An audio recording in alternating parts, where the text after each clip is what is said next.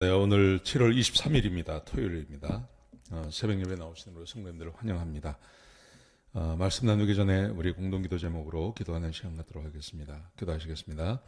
홍석화 집사의 암을 치료해 주십시오. 배옥진 집사의 뇌졸중을 치료해 주십시오. 언어가 회복되고 오른쪽 팔다리에 힘이 생겨나도록 해 주십시오. 과간나 집사의 허리를 치료해 주십시오. 권하자 집사가 다시 걷도록 해 주십시오. 이승학 성도의 뇌종양 치료가 잘 되게 해 주십시오. 권현민 형제를 치료해 주십시오. 김에브라임 형제가 신장 이식을 속히 받도록 해 주십시오. 김시희 집사의 뇌종양 치료가 잘 되게 해 주십시오. 우한 폐렴으로부터 우리를 지켜 주십시오. 예수님의 이름으로 기도합니다. 아멘. 아멘. 오늘 본문의 말씀은 고린도후서 9장 1절에서 9절까지 말씀입니다. 고린도후서 1장 9장 1절에서 19절까지 말씀은 헌금의 원칙에 대해서 신약 성경에서 굉장히 잘 기록해 놓은 것입니다. 우리는 헌금을 교회 하죠. 교회 하는데 그 헌금을 하는 원칙이 뭐냐?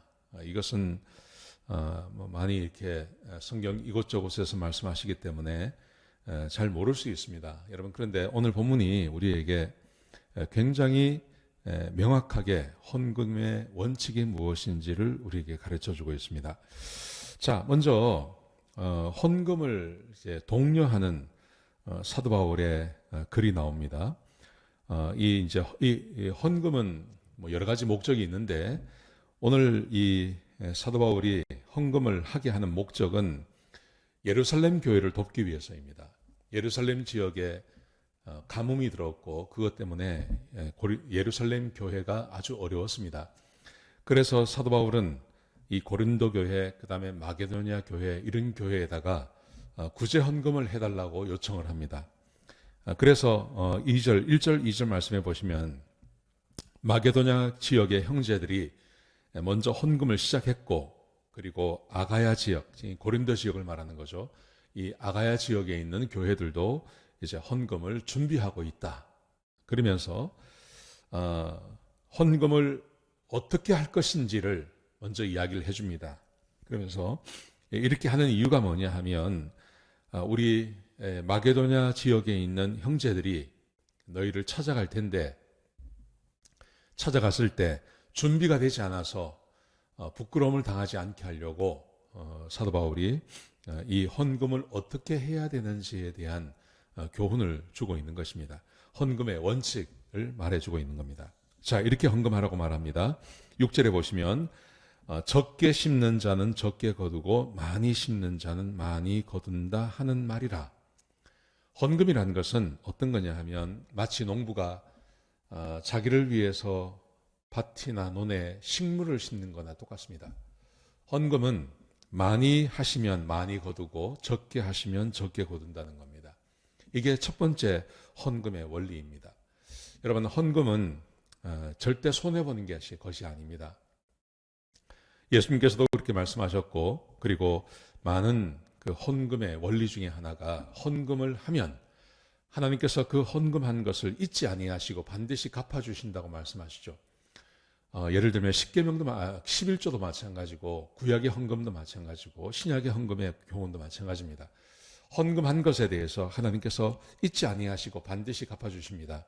많이 심은 자는 많이 거두고 적게 심은 자는 적게 거둔다 하는 말과 같다고 이야기하죠. 헌금은 내가 하는 것만큼 하나님께서 다시 돌려주시는 것입니다. 이게 첫 번째 원칙입니다. 자, 두 번째 헌금의 원칙은 마음이 정한 대로 하라는 것입니다. 7절에 보십시오. 각자 마음에 정한 대로 하고 인색함으로나 억지로 하지 말라. 인색함으로 내가 많이 할 수 있는데 적게 한다든지 아니면 억지로 형편이 되지 않는데 너무 많이 한다든지 하지 말라는 겁니다. 그렇게 하는 것이 아니라 마음에 정한 대로 하라. 여기서 마음에 정한 대로 한다는 말은 내가 할 수 있는 능력 한에서 헌금하라고 말씀하십니다. 여러분, 여기서 마음에 정한 대로 하라라는 말의 의미가 즉흥적으로 하지 말라는 말의 의미도 됩니다. 헌금을 전혀 준비하지 않고 있다가 교회 와서 남들이 하니까 그저 즉흥적으로 하는 것이 아니고 마음에 정한 대로, 내가 정한 대로 하나님 앞에 드리는 것입니다. 이게 두 번째입니다. 세 번째는요, 7절 하반절에 보시면 하나님은 즐겨내는 자를 사랑하신다고 말씀하십니다. 즐겁게 내야 됩니다. 헌금은 마치 농부가 밭에 그 씨를 뿌리고 식물을 심는 것과 똑같습니다. 농부가 농사를 지을 때 얼마나 즐거운 마음으로 합니까? 자기 땅이라면요. 모든 농부가 다 마찬가지일 것입니다. 아주 즐거운 마음으로, 행복한 마음으로 그렇게 준비합니다. 왜냐하면 앞으로 거둘 것을 생각하니까요. 헌금이 그런 것입니다. 하나님은 즐겨내는 자를 사랑하신다고 말씀하십니다. 헌금은 내가 많이 심으면 많이 거두고 적게 심으면 적게 거두는 것입니다. 근데 하나님께서 기뻐하시는 사람이 어떤 사람이냐면 즐거움으로 내는 것입니다. 내가 하나님께서 주신 것에 감사해서 헌금하고 다시 거둘 것을 생각하고 헌금하는 것입니다. 여러분, 이것이 헌금의 원리입니다. 내가 손해보는 거 아닙니다. 내 손을 떠났기 때문에 내가 손해봤다, 세금을 드리듯이요, 그렇게 말씀하시는 게 아닙니다. 하나님께서 우리가 헌금하면 헌금한 것 이상으로 다시 우리에게 갚아주시는 것입니다. 자, 보세요. 여기 보시면 8절에 보시면 이렇게 말씀하세요. 하나님은 능히 모든 은혜를 너에게 넘치게 주시나니 너희로 모든 일에 항상 모든 것이 넉넉하게 모든 착한 일을 넘치게 하려 하는 것이다. 하나님께서 우리에게 재물을 주시고 건강을 주시고 하시는 이유가 뭐냐 하면 여기에 넉넉하게 착한 일을 하게 하려고 하시는 것입니다. 여러분, 하나님께서 우리에게 주신 그 모든 재정, 모든 축복, 그것은 나만을 위해서 쓰라는 것이 아닙니다. 그것을 통해서 착한 일을 하게 하시려고 필요를 채워주고 다른 사람의 필요를 채워주기 위해서 하나님이 우리에게 헌금하라고 말씀하시고 그리고 우리에게 수입을 허락해 주시는 것입니다. 여러분, 헌금이 부담스러울 수 있습니다. 11조 하는 것이 부담스러울 수 있습니다. 그런데 한 가지 분명한 사실은 내가 하나님께 드리면 하나님께서 반드시 갚아주신다는 것을 기억하시기 바랍니다. 농부가 밭에 나가서 씨를 뿌리는 것과 똑같습니다. 많이 뿌리면 많이 거둡니다. 적게 뿌리면 적게 거둡니다. 하나님이 우리에게 복을 주시기 위해서 우리에게 헌금하라고 하신다는 말씀을 꼭 기억하셨으면 좋겠습니다. 기도하시겠습니다. 아버지 하나님, 헌금에 대한 말씀을 주셨습니다.